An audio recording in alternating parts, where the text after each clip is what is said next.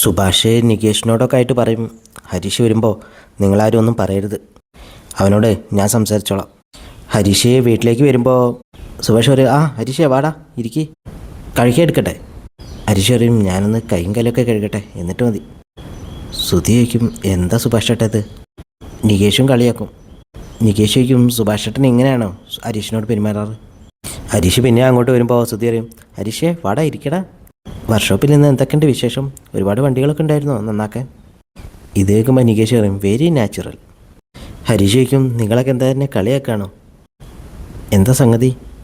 ആ സമയത്ത് അച്ഛനങ്ങോട്ട് കയറി വന്ന് പറയും, കാര്യം ഞാൻ പറയാം, നിൻ്റെ കാമുകിയുടെ ഏട്ടൻ ഇവിടെ വന്ന് പ്രശ്നം ഉണ്ടാക്കി. ഇത് കേൾക്കുമ്പോൾ തന്നെ ഹരീഷിന് ദേഷ്യം വരും. ഹരീഷ് പറയും, ബാക്കിയോടെ പറ, എന്താ പ്രശ്നം ഉണ്ടായത്? സുധീഷാണെങ്കിൽ അച്ഛനെ ഒന്നും പറയാൻ വിടുന്നില്ല. സുധീഷ് വേഗം അച്ഛനെ പിടിച്ച് പുറത്തേക്ക് കൊണ്ടുപോകും. സുഭാഷ് പറയും, ഒന്നുമില്ലടാ, അവനിവിടെ വന്ന് നിങ്ങൾ തമ്മിൽ കാണുന്നതിനെ പറ്റി പറഞ്ഞു, അത്രയേ ഉള്ളൂ, അല്ലാതെ വേറെ പ്രശ്നമൊന്നും ഉണ്ടായില്ല. ഹരീഷ് പറയും, അച്ഛൻ പറഞ്ഞല്ലോ. സുധീഷ് പറയും, ഞാനിവിടെ ഉണ്ടായിരുന്നടാ, അങ്ങനെ എന്തെങ്കിലും ഉണ്ടായാൽ ഞാൻ വിടും അവരെ. അച്ഛൻ പിന്നെ അങ്ങോട്ട് വരികയാണ്. അച്ഛൻ പറയും, അവർ വായി തോന്നുന്ന മുഴുവൻ വിളിച്ചു പറഞ്ഞു. അവസാനം സുധീഷുമായിട്ട് കയ്യാങ്കളി വരെ എത്തി. ഇതൊക്കെ കേൾക്കുമ്പോൾ ഹരീഷിന് വല്ലാതെ ദേഷ്യം വരും. നിധി പറയും, കഴിഞ്ഞത് കഴിഞ്ഞു, ഇനി അതിനെ ചൊല്ലി ഇനി വഴക്കുണ്ടാക്കണ്ട. ഹരീഷ് ദേഷ്യം പിടിച്ച് മുറ്റത്ത് ഇറങ്ങി നിൽക്കുകയാണ്. നിധി സുധിയോട് പറയും, ഇനി അവനെ പോയിട്ട് എരിയേറ്റി കൊടുക്കണ്ട. സുധിക്ക്, ഞാനോ? നീതു ഹരീഷിനെ എങ്ങനെ ഫോൺ വിളിക്കും. ഹരീഷ് ആദ്യം എടുക്കില്ല. നീതി പിന്നെയും വിളിക്കുമ്പോൾ ഹരീഷ് എടുക്കും.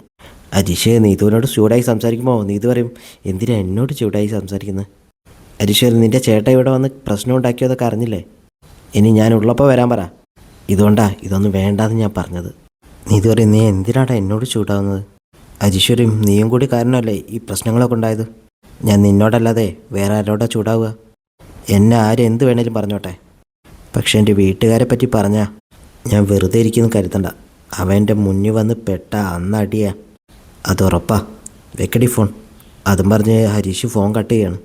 നീതുവിൻ്റെ അമ്മ വന്ന് വയ്ക്കും, ആ പീറ ചെറുക്കനായിരിക്കല്ലേ, എന്തിനാടി നീ എപ്പോഴും അവനെ വിളിച്ചുകൊണ്ടിരിക്കുന്നത്? നീതു പറയും, എനിക്ക് ഞാൻ ഇഷ്ടമുള്ളവരെ വിളിക്കും, ഞാനിവിടുന്ന് ഒളിച്ചോടി പോയിട്ടൊന്നുമില്ലല്ലോ. ഇത് കേൾക്കുമ്പോൾ നീതുവിൻ്റെ അമ്മ നീതുവിനെ അടിക്കുകയാണ്. പിന്നെ അടിക്കാൻ നോക്കുമ്പോൾ നീതു കൈ പിടിക്കും. എന്നിട്ട് പറയും, ഇനി അവൻ ആ വീട്ടിൽ പോയിട്ട് പ്രശ്നം ഉണ്ടാക്കിയെന്ന് ഞാൻ അറിഞ്ഞാൽ എൻ്റെ സ്വഭാവം മാറും.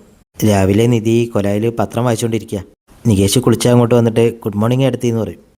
എന്തൊക്കെയുണ്ട് ഇന്നത്തെ പ്രധാന വാർത്ത? ആ സമയത്ത് സുഭാഷ് അങ്ങോട്ട് ചായ ആയിട്ട് വരിക. രണ്ടുപേർക്കും ചായ കൊടുക്കും. ഹരീഷ് എവിടെ? നിധി പറയും, ഹരീഷും സുധീഷും കൂടെ ഇങ്ങോട്ടോ പോയിട്ടുണ്ട്. സുഭാഷ് പറയും, അയ്യോ, രണ്ടുപേരും ഒരുമിച്ചോ? നികേഷിനോടൊന്ന് വിളിച്ചു നോക്കാൻ പറയും. ഹരീഷിൻ്റെ ഫോണാണെങ്കിൽ വീട്ടിലുണ്ടാവും, സുധീഷിൻ്റെ ഫോണാണെങ്കിൽ സ്വിച്ച് ഓഫും. നിധിയൊക്കെ എന്തിനെങ്ങനെ പേടിക്കുന്നത്? ചെറിയ കുട്ടികളൊന്നും അല്ലല്ലോ.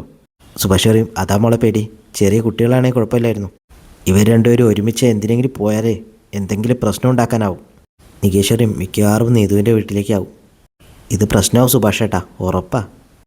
ഹരീഷും സുധീഷും കൂടെ നേരെ നീതുവിൻ്റെ വീട്ടിലേക്ക് കയറി ചെല്ലുകയാണ്. പുറത്ത് തന്നെ നീതുവിൻ്റെ അച്ഛൻ ഉണ്ടാവും. എങ്ങോട്ടാ ഇത്? നീതുവിൻ്റെ അച്ഛനൊന്നും മൈൻഡ് ചെയ്യാതെ അവർ വീട്ടിൻ്റെ ഉള്ളിലേക്ക് കയറുകയാണ്. നീതുവിൻ്റെ അച്ഛൻ പറയും, വഴിയെ പോകുന്നവരൊക്കെ കയറാനുള്ള സ്ഥലമല്ല ഇത്, നിങ്ങളുടെ മോൻ ഞങ്ങളെ വീട്ടിലേക്ക് കയറി വന്നല്ലോ, ഞങ്ങളൊന്നും പറഞ്ഞില്ലല്ലോ. നീതുവിനെ ഇതൊക്കെ കേൾക്കുമ്പോൾ ചിരി വരും. നീതുവിൻ്റെ അമ്മ പറയും, കേട്ട് ചിരിക്കുന്നോ നീ? അതും പറഞ്ഞ് നീതുവിനെ അകത്തേക്ക് കൂട്ടിക്കൊണ്ടുപോകും. ആ സമയത്ത് നീതുവിൻ്റെ ഏട്ടനും അങ്ങോട്ട് വരും.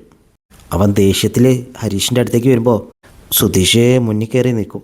സുധീഷിനെ അടിക്കാനായിട്ട് കൈ വാങ്ങുമ്പോൾ സുധീഷ് കൈ പിടിക്കും. എന്നിട്ട് പറയും, ഒന്ന് അടങ്ങ് മോനെ, എന്തോ സാധനമൊക്കെ അടിച്ചു കയറ്റിയിട്ടുണ്ടല്ലോ, കണ്ണുമുഖമൊക്കെ ചുവന്നിരിക്കുന്നു.